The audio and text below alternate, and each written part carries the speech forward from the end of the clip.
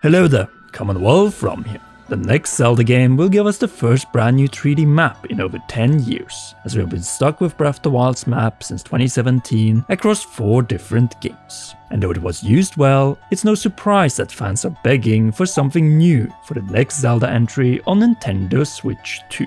We've already seen what the Zelda team can do with the Switch 1's weaker hardware, so we're going to imagine what they could bring to the new console based on our speculation, but also experience, plus recent rumors from industry insiders. So be sure to give this video a like, subscribe and press notification bell, and let's get inside the Next Zelda game.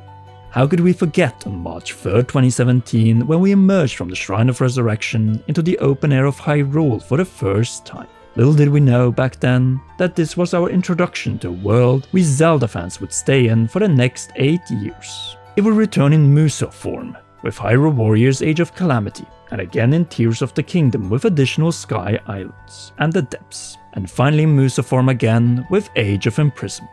While every return to this incarnation of Hyrule felt fresh in some ways, there was a feeling of diminishing returns game by game, especially in Tears, where despite its changes, it didn't feel fresh enough to make exploration as exciting as it should be. And that was a core part of Breath of the Wild, exploring a massive continent for the first time. So with that, it's time to move on to a new map in the next Zelda game. Something that is very likely to happen, as series producer Eiji Aonuma confirmed that it won't be a direct sequel to Tears, which surely means it will follow a new story with different incarnations of Link and Zelda, and what's most important, a new map.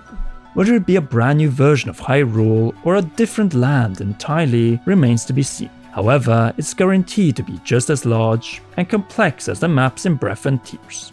But does it really have to be as big, as more compactness is actually to be preferred? But still, rumors are saying that the map could even be twice as big, and the source of this one is the facial Nick of the Xbox Era podcast, so take it away, Joey.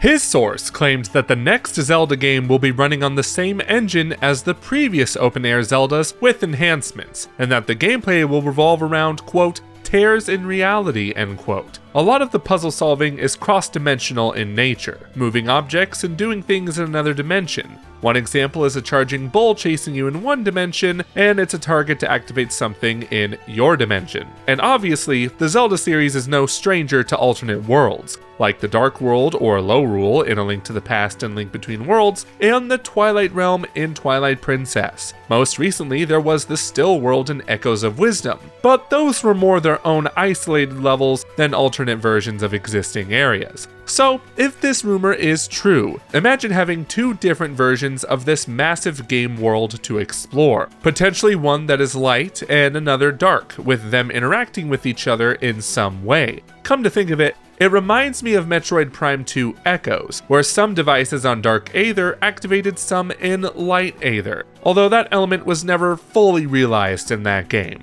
And considering the next Zelda game will be on the powerful Nintendo Switch 2, it's possible swapping between dimensions will be almost instant thanks to the fast loading. Special Nick's rumor specifically mentions tears, not unlike the ones Link used in A Link Between Worlds to get to Lorule. Only on Switch 2, this mechanic would be much faster. Theoretically as fast as in Ratchet & Clank Rift Apart or the Portal games, only Portal didn't have you travel between dimensions. Having an alternate world to explore would effectively make the game twice as big without literally increasing the size of the map. But even the Dark World and A Link Between Worlds had some obvious differences in its layout from the Light World. But now it's time to discuss the other part of this rumor, being that the game will run on the same engine as Breath and Tears with enhancements. This should come as no surprise, as Nintendo put so much time and money, and most of all, effort into the physics and chemistry engine for Breath of the Wild that they used it again in Tears of the Kingdom, and to some extent, the 2 Hyrule Warriors games. To throw this impressive engine to the side for a new one would be a total waste, and add a lot more time to development than is necessary. But does this mean that the visuals will look identical to the Switch 2 editions of Breath and Tears? No, because reusing an engine doesn't mean reusing an art style. After all, Wind Waker's engine was reused for Twilight Princess, and to some extent even Skyward Sword. And this game engine trilogy had drastically different art styles from each other. And yes, the Zelda team could use the same art style as Breath and Tears. But now they have the opportunity to give the world a more realistic touch to accompany the realistic physics and weather systems. We're not suggesting it aims for 100% realism like seen in, for example, Red Dead Redemption 2 or even The Witcher 4, but instead an evolution of the stylized realism from Twilight Princess or something in between Breath of the Wild and Twilight Princess, as seen in the 2011 Wii U tech demo. Yes, that one was only set in one room, but bringing this style into an open-air map, running at upscaled 4K and maybe even 60 frames per second will make for a fantastic technical showpiece for the Nintendo Switch 2. Truthfully, we don't care about the visuals of the next open-air Zelda map as much as we do the content within it. We're going to start by talking about the sky. Could we see the return of Sky Islands in the next Zelda game, but this time properly? So, a bustling society in the clouds, similar but even bigger than Skyloft. Well, if that were the case, there would need to be some serious improvements from Tyr's Sky Islands, as there were too few of them, and the ones that were there didn't offer much meaningful content, aside from the Great Sky Island, and the Wind and Water Temple, and the Sky Path to the Spirit Temple. Either give us more to do in the sky, or don't give us Sky Islands at all. Better yet, give us grander ways to traverse the skies, and make it organic. Say with a loft wing, or something easier to control that's not bird-shaped hunk of metal.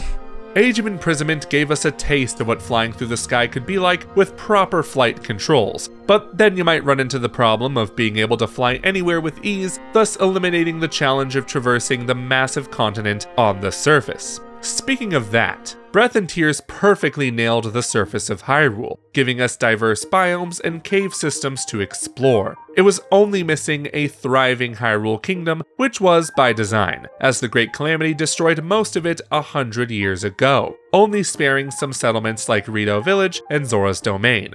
Outside of these areas, Hyrule was filled with destroyed buildings, farmland, and most heartbreaking of all, Castletown. We haven't seen a bustling, heavily populated castle town in a 3D Zelda for 20 years. It's time to bring it back in the next Zelda on Switch 2, as I'm sure part of the reason there wasn't a castle town in Breath and Tears was because of the technical constraints of the Switch 1 and, by extension, Wii U. As we saw with Witcher 3 on Switch, bustling towns take a hit on that game's performance, and something similar could have happened with the Zelda games.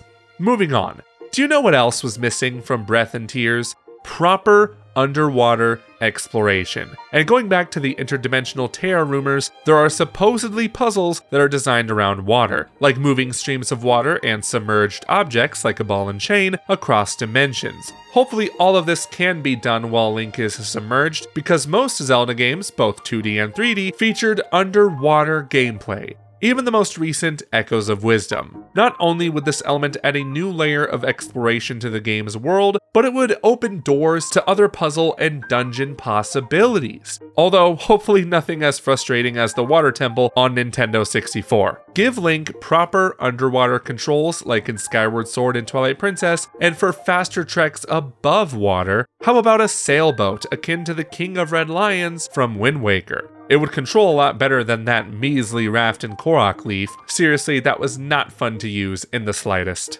Finally, let's move on from the underwater depths over to the actual depths of Hyrule, which, while impressive, weren't the most fun to explore in Tears of the Kingdom. Too much darkness and not enough engaging activities. But at the same time, the architecture down here was impressive. Honestly, with the rumored possibility of interdimensional tears and underwater exploration in the next Zelda, the depths is not an idea we're interested in returning to.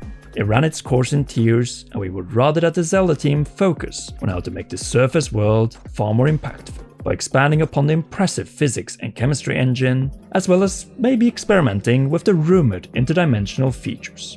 Underwater would be much better, as forcing the depths back in there and having to design quests around it would frankly be a waste of time and incredible talent at the Zelda team of Nintendo EPD. We simply can't wait to see what they've been cooking for the past 3 years and witness the reveal of the map, no matter how long it will take before we can play in it. Since the best part about Breath of the Wild to all of us was exploring Hyrule for the first time and doing it without much of limitations. But at the same time, it didn't really feel that way when playing Tears of the Kingdom, since we already knew this surface world and it hadn't changed all that much. As such, the next Zelda game has the potential and absolutely should recapture that magic with a new map ripe for exploration all over again, begging players to visit every corner of its massive world, climb, glide, jump, and much more. So with that, we would like to hear from you in the comments. What do you want to see in the next Zelda game's map?